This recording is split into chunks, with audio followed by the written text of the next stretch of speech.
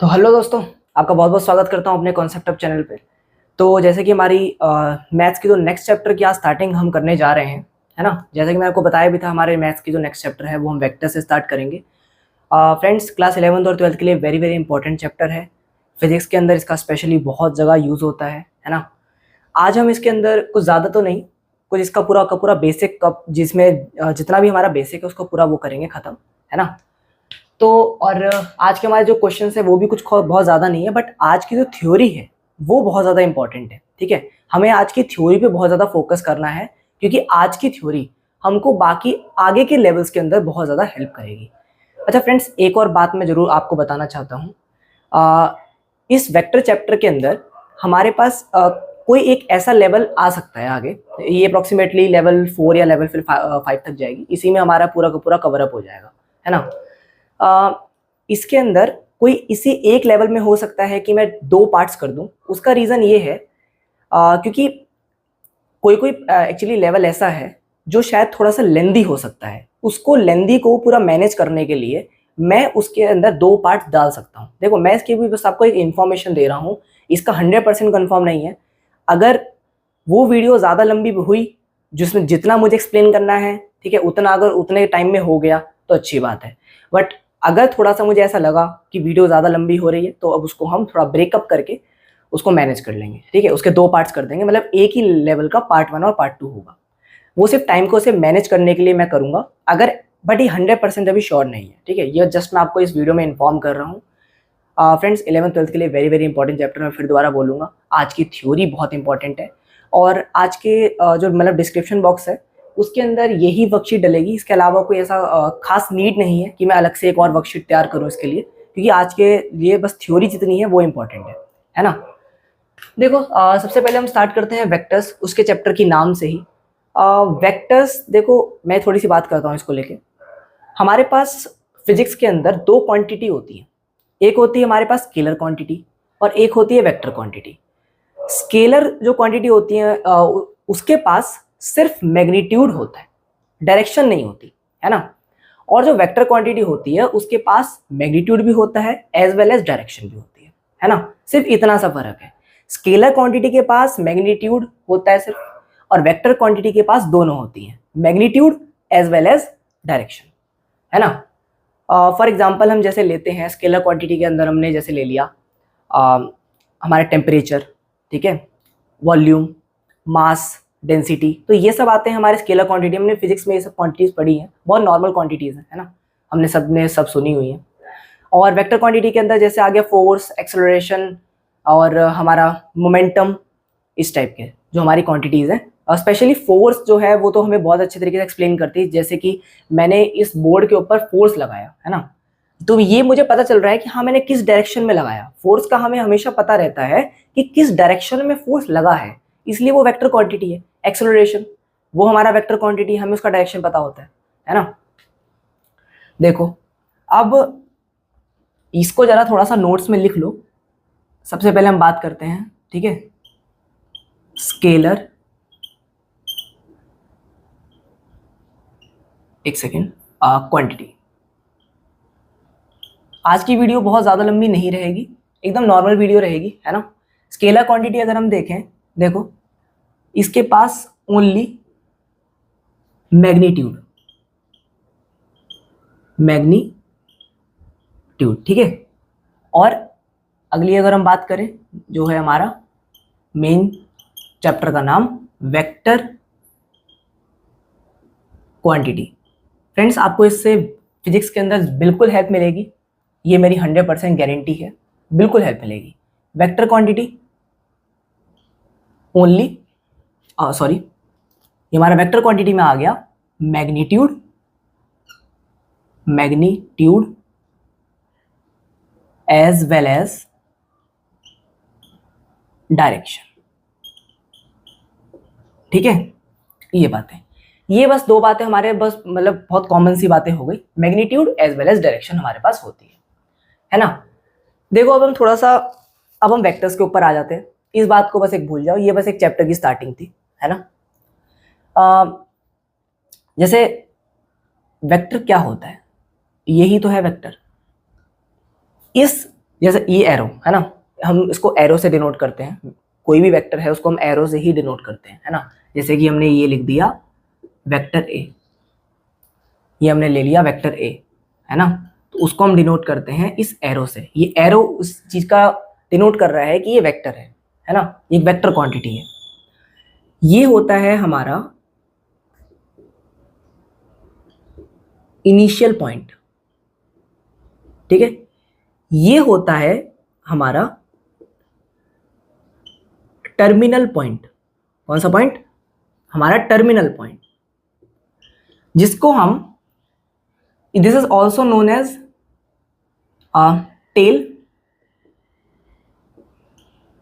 And this is also known as head of vector, ठीक है। इसको हम टेल भी कहते हैं और इसको हम हेड भी कहते हैं। ये बस बहुत ज्यादा नॉर्मल सी बातें हो गई, है ना। ये है वेक्टर को डिनोट करने का एक तरीका। जैसे कि फॉर एग्जांपल हमने ये वेक्टर बनाया, इसी को ले लिया, ये हमने पी क्यू लिखा, तो इसको हम कैसे लिखेंगे? इसको हम ऐसे पी क्यू, ये हमारा हो गया पी क्यू वेक्टर, है ना।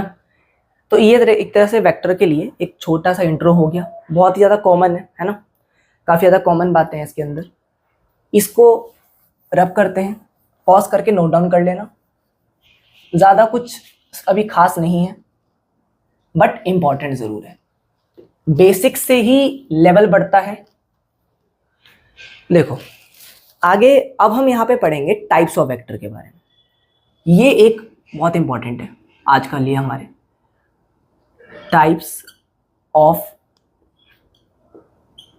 वेक्टर्स आज के चैप्टर के लिए बहुत ही इंपॉर्टेंट है। देखो सबसे पहला आता है जीरो और नल वेक्टर। सबसे पहला वेक्टर है फ्रेंड जीरो। नल वेक्टर क्या होता है? सोचो, देखो नाम से ही हमें मतलब समझ में आ रहा है, जिसका मैग्नीट्यूड 1 हो। अब मैग्नीट्यूड क्या है? ये होता है हमारे किसी भी वेक्टर की, फॉर एग्जांपल ये पी क्यू वेक्टर है, तो इसका मैग्नीट्यूड का मतलब है मैं इसकी लेंथ की बात कर रहा हूं, ठीक है, लेंथ कह लो। और एक और बहुत स्पेशल वर्ड है जो ध्यान रखना है, वो में ध्यान रखना है, वर्ड मॉड्यूलस, ठीक है। या तो हम इसे कह लें, इसको लिख लो लेंथ और मैग्नीट्यूड, ठीक है, या फिर मॉड्यूलस, है ना। ये तीन वर्ड हमको याद रखने होते हैं। इनमें से कोई भी वर्ड अगर आ जाता है तो हमें सिंपली समझ जाना चाहिए कि उसकी लेंथ की बात हो रही है। अक्सर जैसे जनरली मॉड्यूलस बहुत ज्यादा यूज होता है। अब इसका जो सिंबल, ये पी क्यू वेक्टर है, ये होता है हमारा मॉड्यूलस, मॉड्यूलस ऑफ वेक्टर। यहां पे इसका अलग से एक टॉपिक बना लो, ठीक है। ये यहां पे मैं स्टार पॉइंट मार्क कर देता हूं, इंपॉर्टेंट है, ठीक है, ये इंपॉर्टेंट। ओके देखो ठीक है, मैंने मैग्नीट्यूड की बात कर ली। फॉर एग्जांपल इसका जो होता है, अब ये a vector whose magnitude is 0, ठीक है। एक हमारा ऐसा वेक्टर जिसका मैग्नीट्यूड 0 हो, इसका मतलब है कि उसकी लेंथ 0 है, इसलिए वो है नल वेक्टर। इसको तुम नल वेक्टर भी कह लो या फिर जीरो वेक्टर भी कह सकते हैं, है ना। दूसरे वेक्टर की बात करते हैं। देखो अब दूसरा वेक्टर है हमारा यूनिट वेक्टर, इंपॉर्टेंट।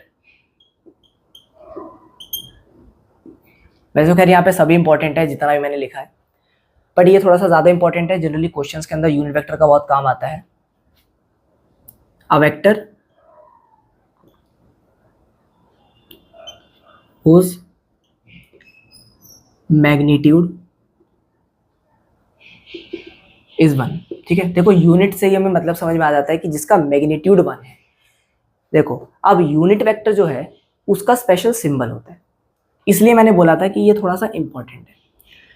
ये होता है हमारा, मान लो वेक्टर ए है तो मैंने इसके ऊपर एक कैप लगा दिया, इसका मतलब होता है कि ये है हमारा यूनिट वेक्टर।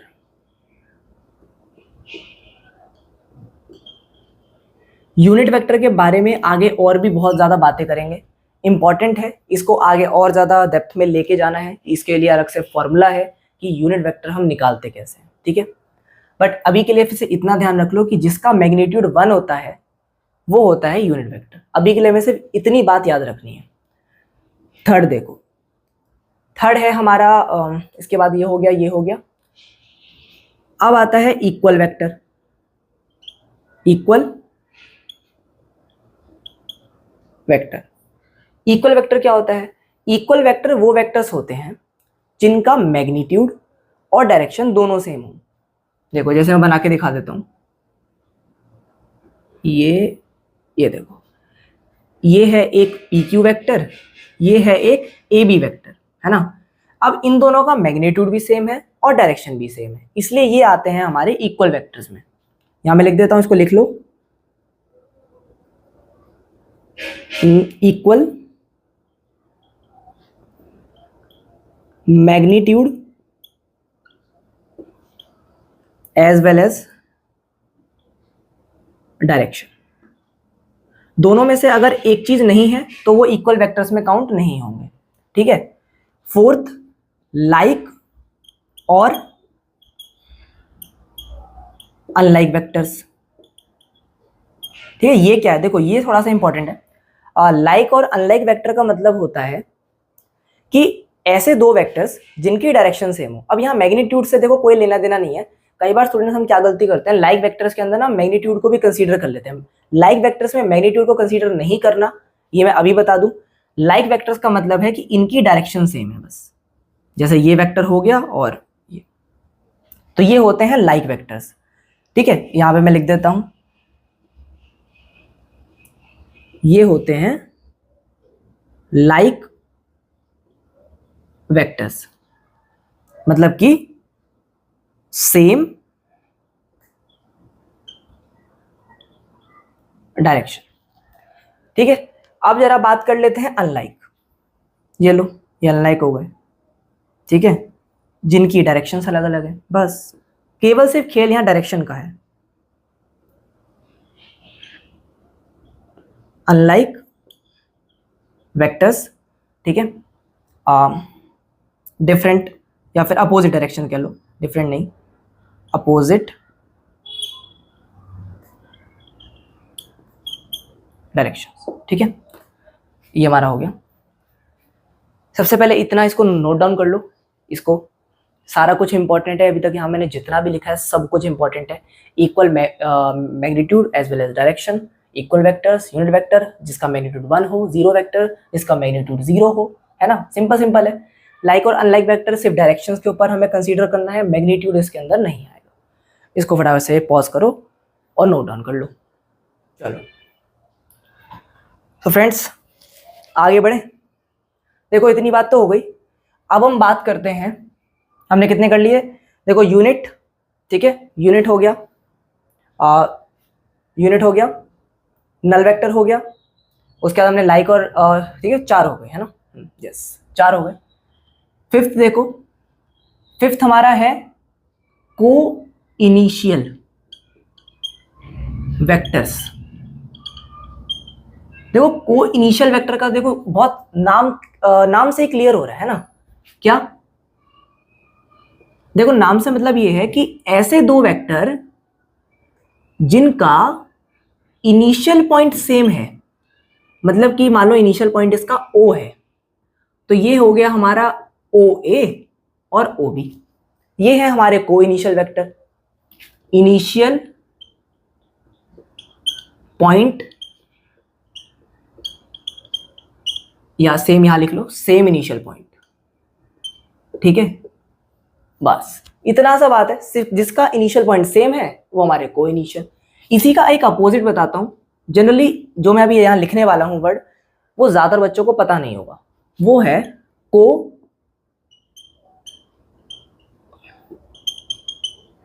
Terminus vectors.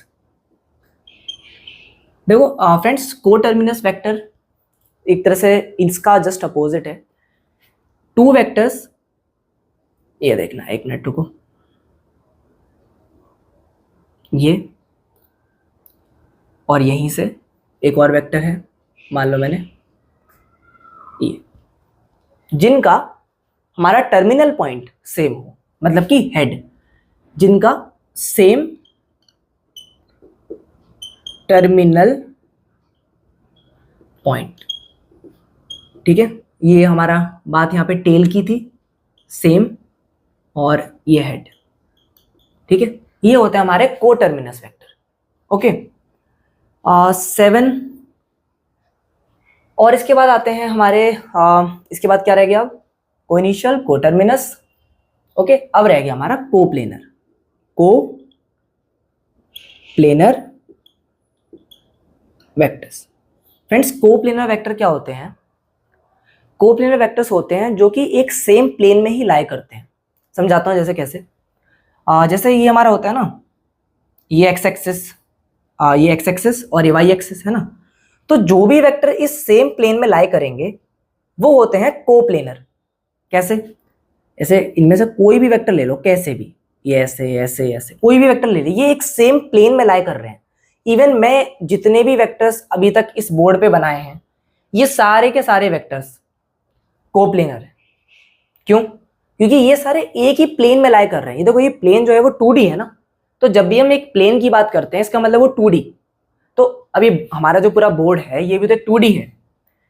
ये है हमारा कोप्लेनर वेक्टर्स जो कि एक ही प्लेन में लाई कर रहा है। देखो, एक्स वाई जरूरी नहीं है यहाँ पे, for example X Z, Y Z, है ना, कोई सा भी प्लेन हो बट सेम प्लेन।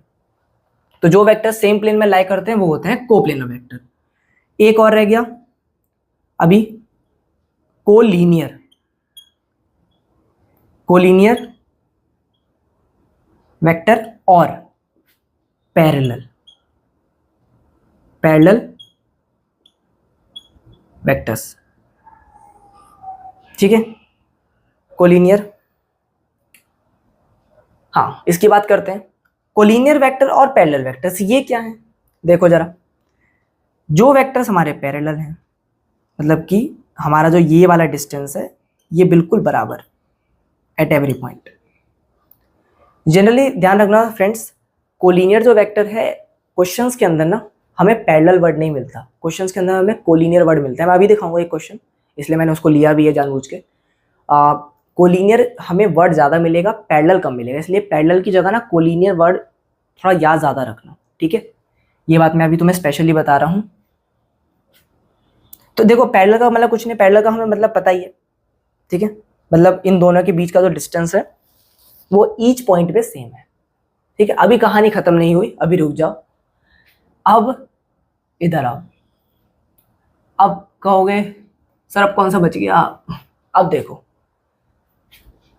अब है हमारा, ये हो गया 9, negative negative of a vector. Actually ये सब पूरा टाइप्स में आ जाता है, इसलिए मैंने इसको यहाँ पे कंसीडर कर लिया। ये सब टाइप्स में आता है। Friend, negative of a vector जो है वो बहुत इंपॉर्टेंट है। जनरली क्वेश्चंस में ना इसको लेके मिस्टेक हो जाती है, मैं ये अभी बता दूँ, होती है। जैसे कि एक ए वेक्टर है, फॉर एग्जांपल पी क्यू, तो इसका जो नेगेटिव है ना वो क्यू पी होगा। अगर मैं किसी भी वेक्टर का मैं यहाँ पे नेगेटिव लिखता हूं तो मुझे उसका नेम भी पलटना पड़ेगा। ये एक इंपॉर्टेंट और स्टार पॉइंट मार्क करने वाली बात है फ्रेंड्स, ये इंपॉर्टेंट है। ये मैं अभी के अभी बता दूं, वो क्यों? अभी एक इसके रिलेटेड मैंने क्वेश्चन लिया है। ठीक है, इसको अभी देखेंगे क्वेश्चन को बाद में। अगर कोई वेक्टर ए पी क्यू है और हमें उसका नेगेटिव लेना है तो हमें क्यू पी लिखना पड़ेगा। ये एक इंपॉर्टेंट पॉइंट है। ठीक है, ये होता है हमारा नेगेटिव ऑफ अ वेक्टर। अब एक और ले लो लास्ट, वो है reciprocal of a vector. Friends, reciprocal of a vector क्या है? देखो, जैसे कोई एक ए वेक्टर है, उसका मैग्नीट्यूड ए आया। ठीक है, कुछ भी ए आया, बी आया, हमने उसका मैग्नीट्यूड निकाला, मतलब कि उसकी लेंथ निकाली और उसका ए आया, है ना। अगर यही चीज ऐसे लिखी हो, अब बताओ जरा, वेक्टर ए की पावर -1 का मॉडुलस निकालो, मतलब कि लेंथ या फिर मैग्नीट्यूड। इसका आंसर आता है 1/a। Again important and star point mark करने वाली बात, ओके, इंपॉर्टेंट। ये मैं अभी बता दूं, जो चीज़ इंपॉर्टेंट है मैं साथ साथ बताता जाऊंगा। ये इंपॉर्टेंट बात है। हम कहते हैं एक्सपोनेंट्स काम नहीं आता है ऐसा हो सकता है? यही नहीं, पूरे मैथमेटिक्स में एक्सपोनेंट काम आता है। कोई भी चीज़ मैथमेटिक्स में कहीं भी काम आ जाती है, हमें सब कुछ याद रखना होता है, बस यही कंडीशन है। देखो अब इसको रब करते हैं और आगे चलते हैं। देखो फ्रेंड्स, अब हम बात करते हैं, हमने अपने सारे टाइप्स की तो बात कर ली। अब एक और इंपॉर्टेंट चीज़ देखो, अब हम बात करेंगे हमारे आज का क्लास का इंपॉर्टेंट टॉपिक, वो है सबसे पहला, ठीक है, ये है triangle law of vector. Friend देखो ये लॉ क्या कहता है, देखो इसे ध्यान से, इजी है, कोई ऐसा बहुत कुछ खास इतना टफ नहीं है, ओके। और ये हमारा ये वेक्टर ऐसे, ये ऐसे, फॉर एग्जांपल ये ए वेक्टर है, ये हमारा बी वेक्टर है, इसको मिक्स नहीं करना, ये हमारा बी वेक्टर है और एक ये है। फ्रेंड्स एक्चुअली यहाँ पे ट्राइंगल लॉ हमें ये कहता है कि वेक्टर ए, यहाँ पे लिख देते हैं, अकॉर्डिंग टू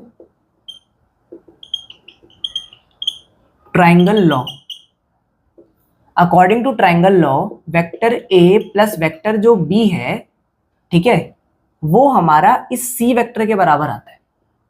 बस ये है ट्राइंगल लॉ। देखो जैसे फॉर एग्जांपल मैंने यहाँ पे नाम दे दिया, इसको ए बी सी दे दिया, तो हम ऐसा भी लिख सकते हैं कि A B vector plus B C vector is equals to A C vector, ठीक है। या तो इसको ऐसा लिख लो या ऐसा लिख लो, ये कहता है हमारा ट्राइंगल लॉ। मतलब इस दो वेक्टर का, देखो यहाँ पे इंपॉर्टेंट जो है ना वो ये भी है, ये वेक्टर इसके टेल से जुड़ा हुआ है, एक ये और एक ये, इन दोनों का सम इस AC के बराबर आएगा। यहां पे आप CA नहीं लिख सकते, यहां हम CA नहीं लिख सकते, क्यों नहीं अभी लिख सकते अभी बताता हूं। ये चीज याद, थोड़ा ध्यान रखना, एक तरह से याद रखने वाली बात है कि जब भी हम AB प्लस BC कर रहे हैं तो हम AC का जो नाम है ना वो उसके टेल से ही लेंगे, है ना। ये ऐसे है ना वेक्टर, सॉरी मैं यहाँ पे एरो बनाना शायद भूल गया हूं। तो ये हमारा जो है, ये AC वेक्टर जो है हम टेल से उसके टर्मिनल पॉइंट पे ही लेंगे, मतलब टेल टू हेड उसका नेम, CA नहीं लिख सकते, वो गलत है, ठीक है। तो AB plus BC is equals to AC, ये कहता है हमारा ट्राइंगल लॉ ऑफ वेक्टर, ठीक है। अब फ्रेंड्स आगे है हमारा पैरेललोग्राम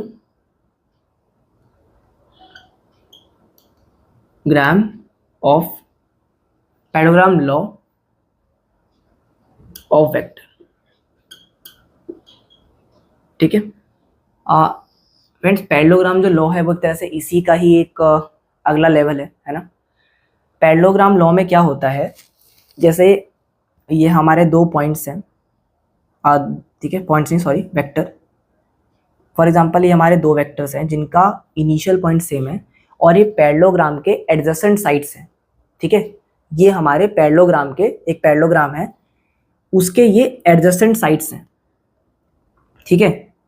ये मान लो A है, ये B है, तो ये इस A प्लस B का अकॉर्डिंग टू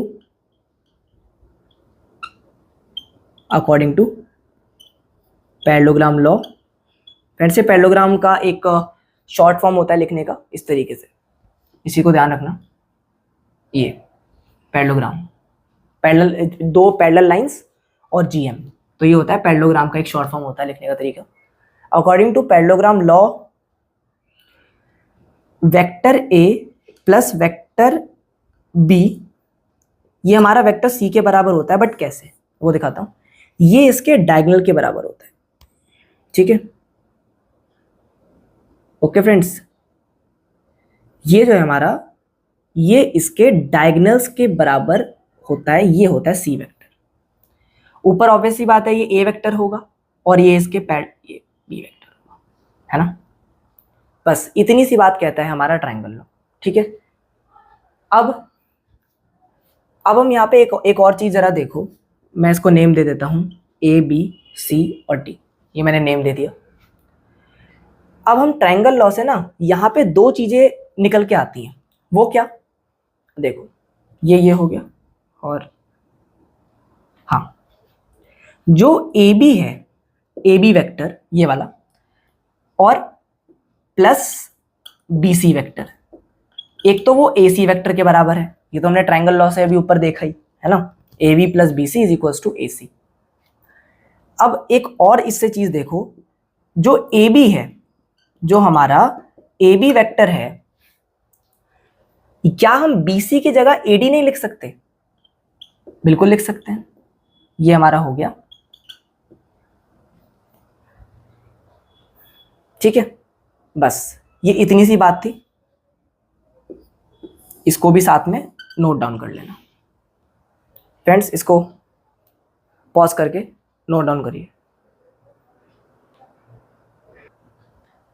सॉरी, एक मिनट फ्रेंड्स, यहाँ पे ए बी प्लस, एक सेकेंड, यहाँ मिस्टेक हो गई है, या ये आपका बी सी की जगह आप या ए डी, इसको करेक्ट कर लो, ठीक है।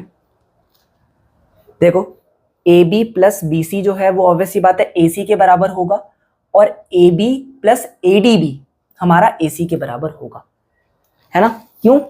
यहाँ पे रीजन लिख देते हैं एक, सिंस ये B C is equals to A D, इसीलिए पैरेललोग्राम है ना, उसकी वजह से यहाँ से एक ये दो, बस ये वैसे बहुत ज़्यादा कुछ खास इंपॉर्टेंट नहीं है, इंपॉर्टेंट बस ये बात हमें याद रखने की है कि अगर किसी दो वेक्टर का इनिशियल पॉइंट सेम है तो ये इसके कहते हैं जो हमारा डायगोनल है ये इसके बराबर होता है।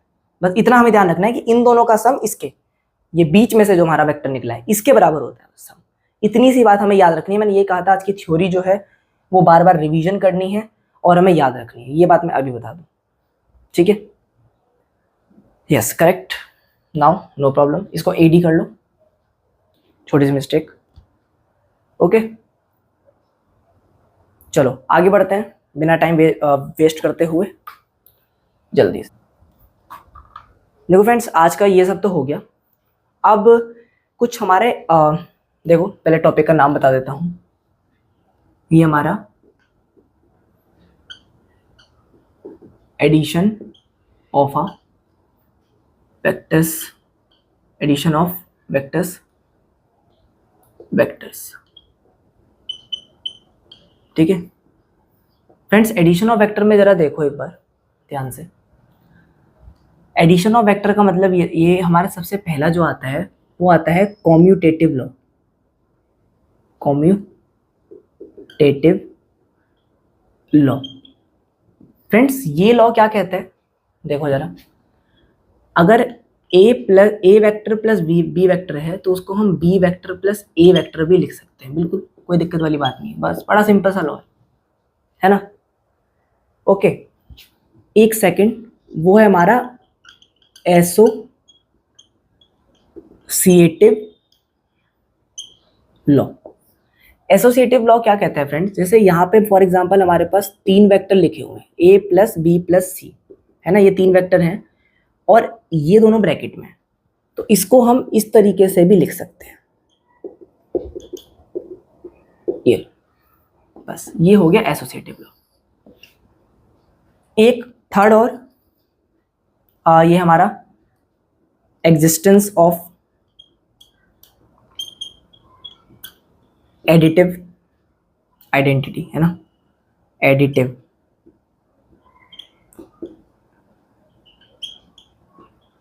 आइडेंटिटी, ये marker, existence of additive identity इसमें फ्रेंड्स देखो बहुत कॉमन सा है। मान लो कोई जीरो वेक्टर है और वो हमने ए वेक्टर के साथ ऐड करा, तो हमें क्या मिलेगा? ऑब्वियस सी बात है, ए वेक्टर ही मिलेगा। इसमें तो कोई एक इसे मतलब बताने का भी इसका कोई ऐसा खास यहाँ रीज़न नहीं है, बट मैंने फिर भी लिख दिया है ना। अच्छा, एक इम्पॉर्टेंट पॉइंट है, उसको ज़रा देखो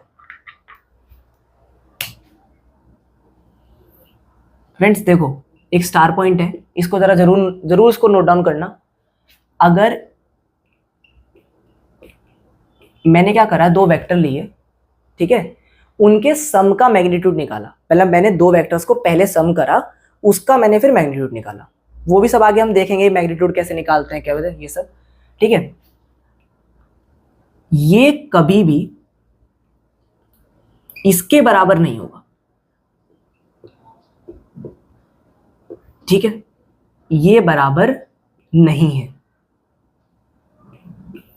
फ्रेंड्स, इसको नोट डाउन करो। This is not equal, okay. कभी भी a प्लस बी का जो अगर हम वो लेते हैं मैग्नीट्यूड, वो उन दोनों के अलग अलग मैग्नीट्यूड निकालने के बाद जब सम करेंगे तो वो उसके बराबर नहीं आता। ये चीज़ एक इंपॉर्टेंट पॉइंट है, इसका हमें कभी कभी कंफ्यूजन हो जाता है, हम इस तरह से इसको लिख देते हैं, पर ये सही नहीं है, ये नहीं आता बराबर, ठीक है। ये हमारा हो गया commutative law, a plus B is equals to B plus A, और ये हमारा associative law a plus B, ठीक है, और इस तरीके से, और ये हमारा एग्जिस्टेंस ऑफ एडिटिव आइडेंटिटी, बस, ठीक है। ये आज के लिए ये लास्ट टॉपिक्स हैं, ठीक है। इसके बाद जरा हमारे कुछ क्वेश्चंस हैं, उनको हम देख लेते हैं फटाफट। इसको नोट डाउन कर लो, इसका इसको मैं रब करता हूँ।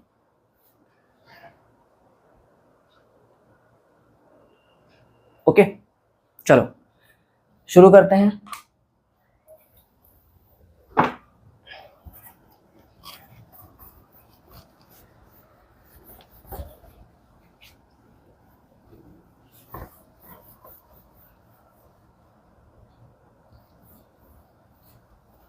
देखो दोस्तों, देखो इसको, आज का जो हमारा पहला क्वेश्चन है बहुत ज़्यादा सिंपल सा है, कुछ भी ऐसा खास नहीं है। क्वेश्चन नंबर 1 है ना, क्वेश्चन नंबर 1 में ये कह रहा है कि इसको ग्राफिकली ना रिप्रेजेंट करो। क्या? देखो, पहला है displacement of 40 kilometre 30 degree west of south. ये थोड़ा सा याद रखना, ये वैसे तो घर में याद रहता ही है, बट वेक्टर्स चैप्टर के लिए ये हमें याद होना चाहिए, ठीक है। इसको रिवीजन भी कर लेना वाले एक बार।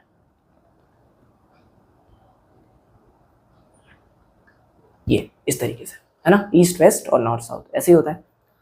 देखो कह रहे हैं डिस्प्लेसमेंट बताओ, इसको ग्राफिकली रिप्रेजेंट करो 40 किलोमीटर और 30 डिग्री वेस्ट ऑफ साउथ, यहाँ पे है ना। कह रहे हैं जैसे मान लो मैं यहाँ पे तो थोड़ा सा अंदाजे से ही बनाऊंगा कि ये हमारा कुछ डिस्प्लेसमेंट हुआ, ठीक है, कितना 40 किलोमीटर और 30 डिग्री, बस इस तरह से मतलब थोड़ा सा यहाँ पे 30 डिग्री अच्छे से नहीं बन पाया, बट इसको बस मैं आपको सॉल्व करने का बस तरीका बता रहा हूँ। एनसीईआरटी का हमारा क्वेश्चन है, नॉर्मल एनसीईआरटी का क्वेश्चन है, ठीक है।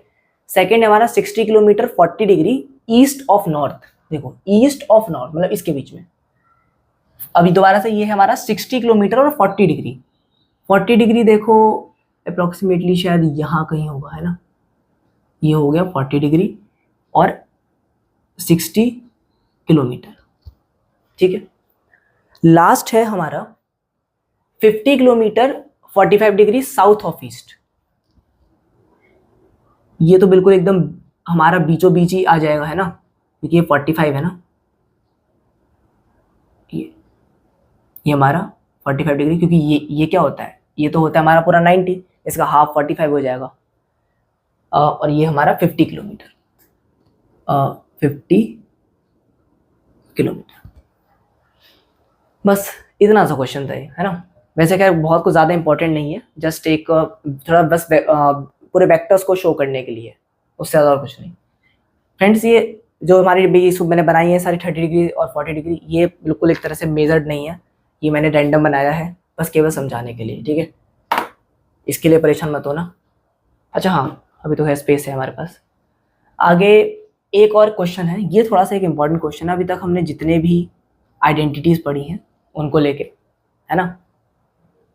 इन द फिगर, देखो एक फिगर है, ये मैं तुम्हें अपलोड हो जाएगा ये वर्कशीट, इसको खोल के तुम आराम से देख सकते हो। ये फिगर कुछ इस तरीके से, ये ऐसे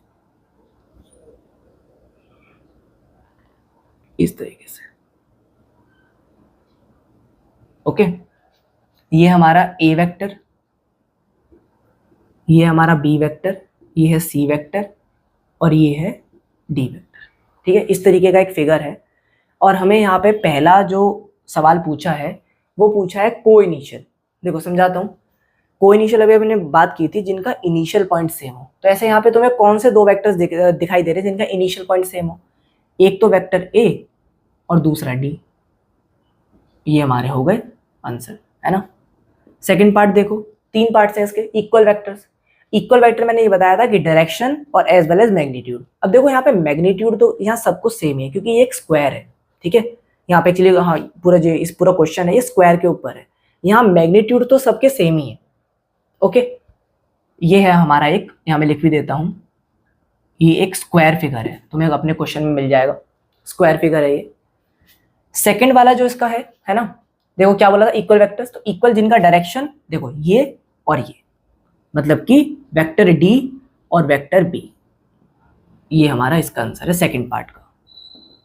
थर्ड पार्ट है हमारा collinear but not equal. Collinear तो है पर इक्वल नहीं है। कोलिनियर मैंने अभी बताया था ना, पैरेलल वर्ड वो देते ही नहीं, वो डायरेक्ट कोलिनियर देते हैं। कोलिनियर का मतलब पैरेलल। पैरेलल तो ये है ही है, स्क्वायर है, स्क्वायर के तो सारे साइड्स पैरेलल होते हैं, बट कह रहे हैं इक्वल नहीं है। तो वो कौन से, ठीक है। इक्वल क्यों नहीं है? जिनके डायरेक्शन अलग है, ठीक है। तो कोलिनियर मतलब कि ए और सी। आंसर चेक कर लेते हैं। हाँ, ए और सी, इसका डी और बी और इसका ए और D, is correct, okay. Vector A और वेक्टर सी, ये इसका आंसर, ठीक है फ्रेंड्स। बस एक थोड़ा नॉर्मल सा क्वेश्चन था। अब एक मैंने लास्ट क्वेश्चन है आज का हमारे टॉपिक का, एक अच्छा क्वेश्चन मैंने लिया है, उसको देखते हैं, ठीक है। इसको फटाफट नोट डाउन कर लो, ऐसे कुछ खास है नहीं इसमें। वो थोड़ा सा मैंने ट्रायंगल लॉ के ऊपर एक क्वेश्चन लिया है, उसको बहुत ध्यान से देखना, बहुत ही ज़्यादा इंपॉर्टेंट है, ठीक है। देखो जरा क्वेश्चन नंबर 3। क्वेश्चन नंबर 3 में ना हमारे पास ये एक ट्रायंगल है, ठीक है। ये एक ट्रायंगल है कह रहे हैं, उस ट्रायंगल का एक नाम है ABC। क्वेश्चन में फिगर है नहीं, हमें बनाना ही है, ओके।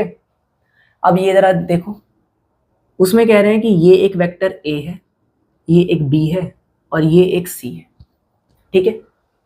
कह रहे हैं इफ ABC बी द, आप इसको खोल सकते हो अपने डिस्क्रिप्शन बॉक्स में, खोल लो अगर सही से शायद ना, अगर नहीं भी दिख रहा हो। If A, B, C are the 3 vectors represented by the sides of a triangle, ये एक साइड्स ऑफ अ ट्रायंगल है, then in order prove that, ठीक है। ये है हमारा टू प्रूव। क्या है टू प्रूव? प्रूव करना है कि इन तीनों का जो सम है ना वो 0 है। फ्रेंड्स ये एक इंपॉर्टेंट पॉइंट है, ये एक सिर्फ क्वेश्चन ही नहीं है, इसको स्पेशल लिख लो। जो मैंने प्रूव दैट लिखा है इसको अभी के अभी लिखो। ये आपको बात याद होनी चाहिए कि अगर ये हमारा ट्रायंगल है, A + B + C जो है ये इक्वल्स टू 0 होता है, ठीक है। ये हमें याद भी रखना है। ये जो है ना डायरेक्टली JEE मेंस हमारा कॉम्पिटिटिव एग्जाम, उसमें ये एक क्वेश्चन है ऐसा जो कि इसके रिलेटेड पूछा गया है, ठीक है। उस क्वेश्चन को कभी आगे हम देखेंगे, अभी फिलहाल चल पहले इसकी बात करते हैं। ये वेरी वेरी इंपॉर्टेंट बात है, इसको ध्यान रखना। A + B + C = 0। हाँ देखो इसको प्रूफ करते हैं। देखो प्रूफ कैसे करेंगे? सबसे पहले प्रूफ के लिए हमें सबसे पहले जो पहला काम होता है उनको पहले सबसे पहले लिखना चाहिए गिवन, कि हमें गिवन क्या है। हमें क्या गिवन है? वेक्टर A ये हमारा BC के बराबर है ना। एक तो पहली बात ये गिवन है। वेक्टर B उसका साइड, एक सेकेंड, ये एरोज इस तरीके से हैं, ठीक है फ्रेंड। ये इसमें एरोज जो हैं वो वेरी इंपॉर्टेंट है क्योंकि ये एक वेक्टर है, ये हमारा एक्चुअली सी ए, ठीक है। जिस एरो, देखो एरो हमारा ऊपर की तरफ है, इसका मतलब टेल नीचे है, तो हमें टेल से ही उसका नाम लिखना है। मैंने अगर ए वेक्टर लिखा है तो देखो बी सी टेल से है ना, वेक्टर बी लिखा है, ये बहुत इंपॉर्टेंट, ये वेरी वेरी इंपॉर्टेंट बात बता रहा हूं मैं। वेक्टर बी ये हमारा सी ए के बराबर। एक लास्ट और जरा देखो, ये सी वेक्टर ए बी के बराबर, ठीक है। ये मैंने एक इंपॉर्टेंट पॉइंट बताया है, ध्यान रखना है इसका, जो मैंने अभी ये बात बोली है, टेल टू हेड, ठीक है। अब हमको ये कह रहे हैं कि ए प्लस बी प्लस सी, ऐसे ही तो होगा, बी सी प्लस सी ए और प्लस ए बी। अब क्या करें, देखो करना ये है, इसको ना बी सी प्लस ए सी को जरा देखो, क्या बी सी प्लस ए सी, क्या बी सी प्लस ए सी बी ए के बराबर नहीं है? ट्रायंगल लॉ से देखो, जैसे ये एक ट्रायंगल है, मैंने ये कहा था, ट्रायंगल लॉ को जरा अभी के अभी जहां पे लिखा है उसको खोलो, ये एक जा रहा है, ठीक है, इसी के टेल से ये ऊपर गया है ना, इसके हेड से, सॉरी इसका जो हेड से, ये यहां पे इसका टेल है, ये हेड इसी से ये गया। अब हमने अपने ट्रायंगल लॉ में पढ़ा था, लो ये देखो ना, ये देखो क्या पढ़ा था हमने, और ये हमारा, ठीक है। अब मैंने ये कहा था, ये है ए बी सी, मैंने A B vector plus B C vector जो था वो ए सी वेक्टर के बराबर नहीं हो गया? वैसे ही यहां पे जो हमारा बी सी प्लस ये जो सी ए है, बी सी प्लस सी ए, वो किसके बराबर होगा? वो बराबर होगा बी ए के। ये देखो टेल टू हेड बी ए, ये बस बात यहां पे इंपॉर्टेंट है, ठीक है। इसको जरा मिटा दो, ये साथ में नोट डाउन मत करना इसको कुछ भी, ठीक है। क्या हम बी सी प्लस सी ए की जगह हम बी ए लिख सकते हैं? ये देखो, इसमें यहां पे हम रीजन लिखेंगे, since B C vector plus C A vector is equals to B A vector, है ना। ये यहाँ पे एग्जाम में हम एक तरह से इसका रीजन देंगे, इसको साइड से जरा रब कर दो, ठीक है। आप कहोगे इससे क्या फायदा हुआ, जीरो तो आया नहीं। मैंने अभी भी एक बात बताई थी, नेगेटिव ऑफ अ वेक्टर, अगर हमारे पास ए बी है और उसकी जगह हम बी ए लिख देते हैं तो हमें नेगेटिव साइन लगाना कंपलसरी है। हम ए बी की जगह जब भी बी सी लिखेंगे तो वहां पे नेगेटिव साइन लगाएंगे, वही लगाया है। आओ देखो, vector A plus vector B plus vector C, ये दोनों आपस में कट गए, प्लस माइनस, ठीक है, ओके। क्योंकि इसकी मान लो फॉर एग्जांपल कोई वैल्यू है, मान लो वो 5 थी, है ना, फॉर एग्जांपल इसकी जो लेंथ है, मैं इसका जो मैग्नीट्यूड है वो ए बी का 5 था, अब मैंने बी ए लिख दिया, तो मैंने बी ए लिखने का मतलब ये नहीं है कि उसका मैग्नीट्यूड में सिर्फ माइनस साइन आ गया। अब जब मैं इन दोनों को प्लस करूंगा, ए बी प्लस बी ए, ये मैंने सिर्फ एग्जाम्पल पे लिया है, ठीक है। अब मैंने जब प्लस करूंगा, देखो 5 माइनस 5 ये 0, ये चीज समझा रहा था मैं, ठीक है, क्योंकि ये यहां पे इसकी नेगेटिव वैल्यू देगा अगर मैंने ए बी की जगह बी ए लिखा। और क्यों लिखा? Using triangle law. ये हमारा 0 यहां पे लिख लो, using triangle law of vectors, ठीक है। बस यही चीज हमें प्रूफ करनी थी, हेंस प्रूफ। फ्रेंड्स ज्यादा कुछ नहीं है, थोड़ा सा बस हमें ध्यान रखते हुए इन, देखो ये जो इनके नेम्स है ना, इनके नेम्स के अंदर बहुत हमें फोकस करना पड़ता है, इतना आसान नहीं होता। मैंने इसलिए आज अभी इससे ज़्यादा टॉपिक लिया नहीं है, लेने को इसके आगे भी मैं अभी ले सकता था, बट मैंने इसलिए आपको ये बात पहले ही इन्फॉर्म कर दी है कि हो सकता है किसी पार्ट के किसी लेवल के 2 पार्ट्स आए। मैं ये अभी 100% कन्फर्म नहीं बता सकता कि वो कौन सा लेवल होगा या फिर पार्ट्स आएंगे भी या नहीं आएंगे, बट इट इज़ पॉसिबल, क्योंकि ये वेक्टर चैप्टर ऐसा है कि कोई लेवल ज़्यादा लंबा भी बन सकता है इसकी मैं गारंटी नहीं दे सकता। उसको उस लेवल को मैनेज करने के लिए, टाइम मैनेज करने के लिए वीडियो शॉर्ट रहे उसके मैं 2 पार्ट्स कर दूंगा। ओके, बस ये एक छोटी सी बात थी। आज की सारी चीज़ें प्रॉपर तरीके से रिवाइज कर लेना दिन में, बल्कि 2 बार, एटलीस्ट कम से कम 2 बार रिवाइज रखना। अगली वेक्टर्स की जितनी भी चीज़ें हैं वो सारी इंपॉर्टेंट हैं।